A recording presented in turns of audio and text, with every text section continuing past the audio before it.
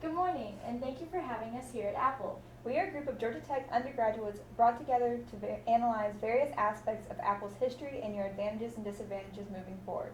We will begin our presentation with Catherine and Matt discussing the history of your competitive advantage. Thank you. We will begin today by taking a look at key points in Apple's history.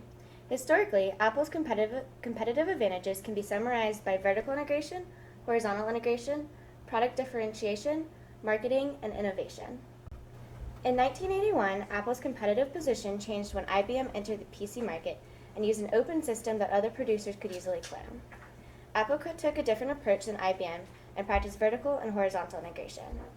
Vertical integration is when a company expands its business into areas that are different than their typical focus but along the same points on the production path, and is the degree to which the company owns its upstream suppliers and downstream buyers. Apple relied on its own proprietary designs and declined to license their hardware to any third parties. Vertical integration made it hard for other companies to compete with Apple because they really are a hardware company, a software company, a services company, a retail company, all combined into one. Whereas most other PC companies make the hardware, use another company's software, use a third-party services, and then sell it through a different company's store. Apple also used horizontal integration to have a competitive advantage. Horizontal integration is the acquirement of supplementary business activities at the same level of the value chain.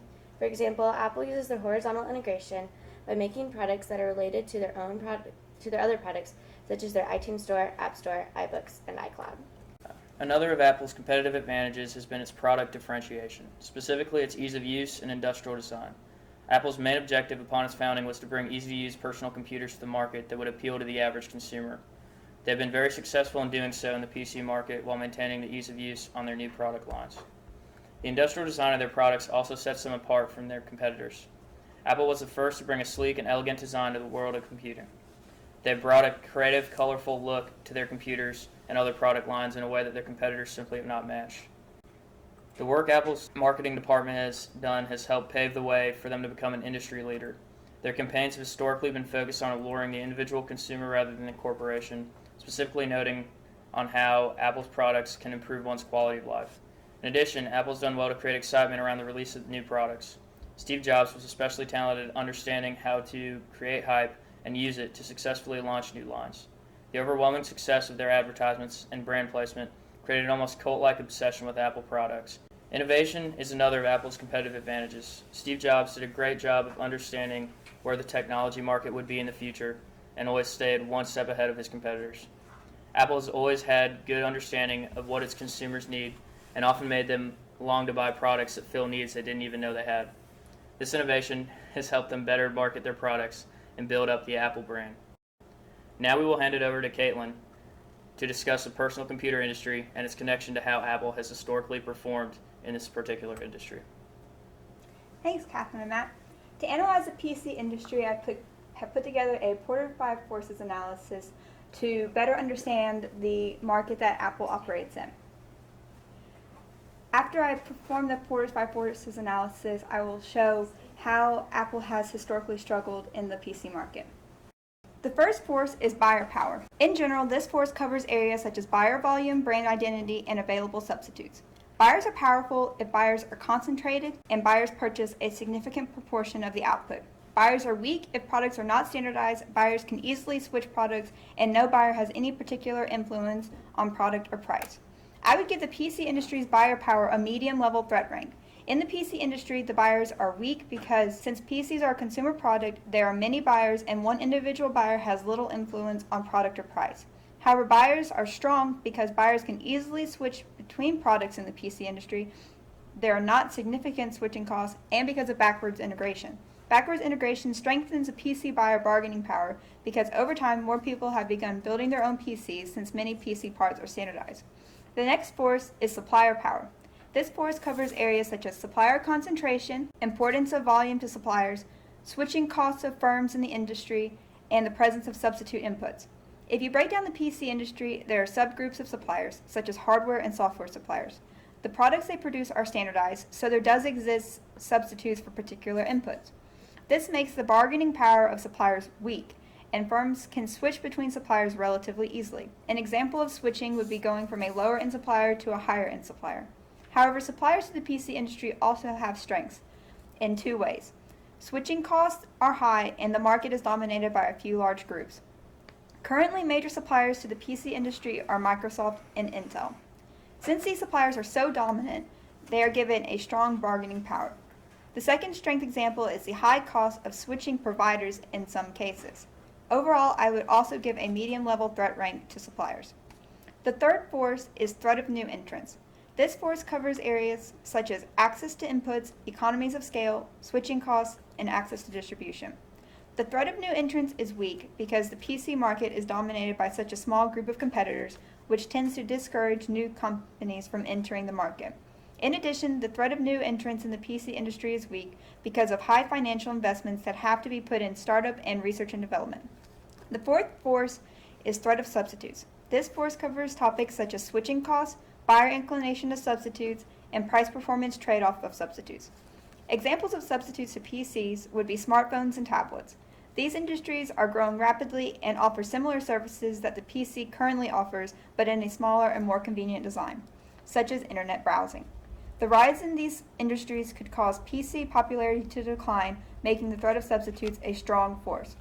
The final force is rivalry. This force covers topics such as exit barriers, industry concentration, and diversity of rivals.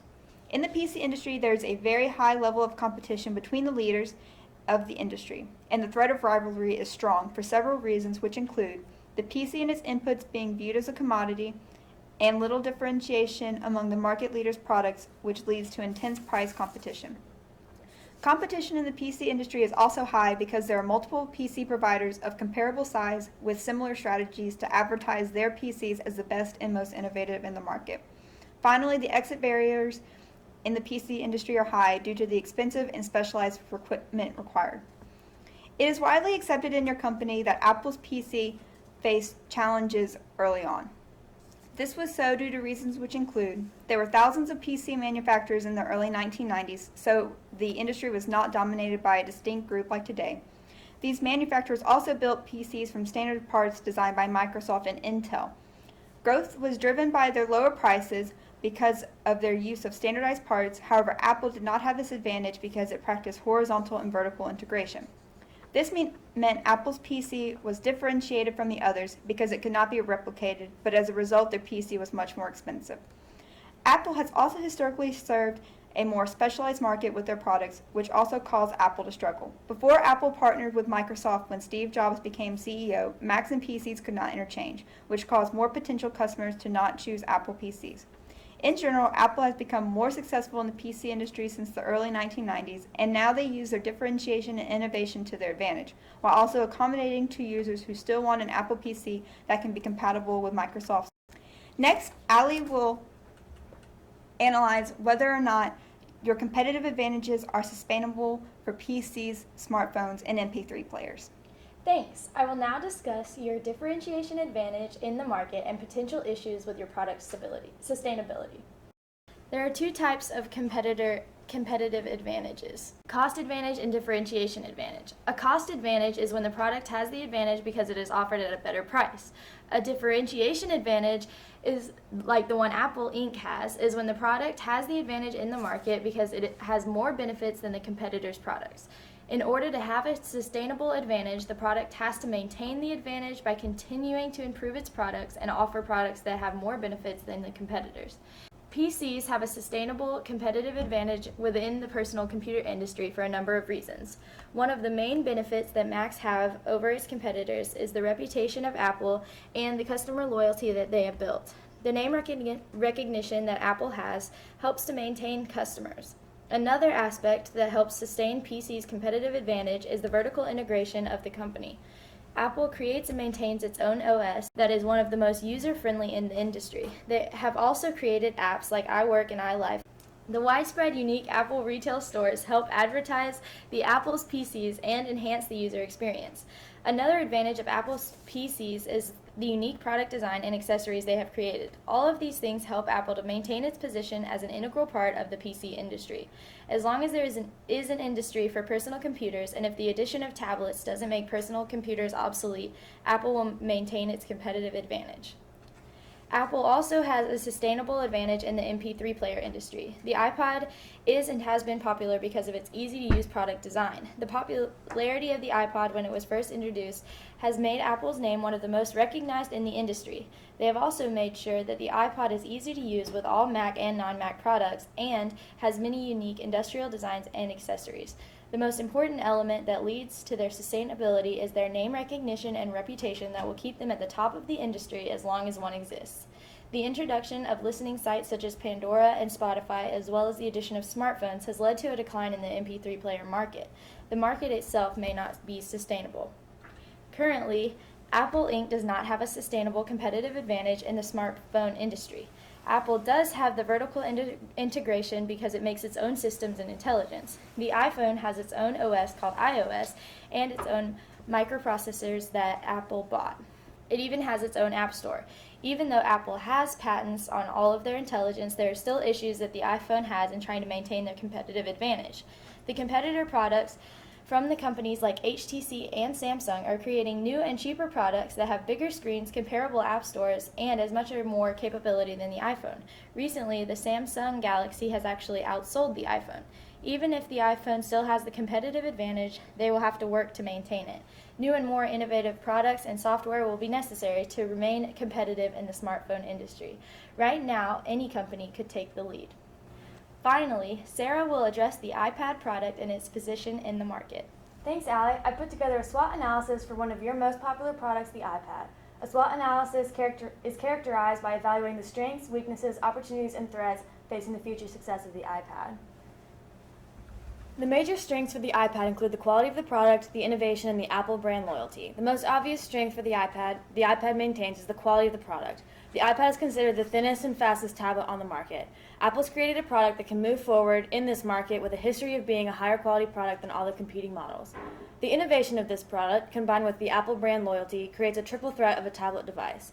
As the iPad was one of the first of its kind on the market, the Apple brand loyalty gave this tablet an edge over all pre-existing models. Consumers were willing to trust this specific tablet over any other because they trust the Apple brand name, and they're safe to expect the same quality in a tablet that Apple delivers with all their products. These strengths will carry this product forward in the market despite any weaknesses and threats that may arise. As strong of a product as the iPad is, it faces two main weaknesses, the first of which is its price. Apparently there's a high price to pay for such an advanced product. Moving forward, the cost of the iPad will become a weakness facing the success of this product. The other weakness this product faces is its lack of compatibility. The iPad is dependent on iTunes for all apps and software updates. For consumers who aren't big fans of iTunes, this is a huge weakness. There are many other app stores rising in the market and music stores that compete with iTunes. The weakness of the iPad is it is not functional with these other app stores.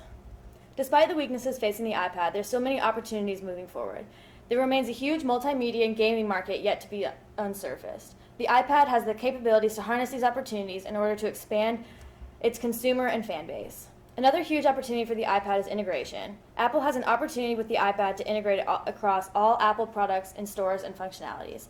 The iPad has every opportunity to function at a PC level. With attachable keyboards and other extras, the iPad has the opportunity to create new documents and files as well as store them. Photo, video, Apple TV, and music have huge growth opportunities in the iPad.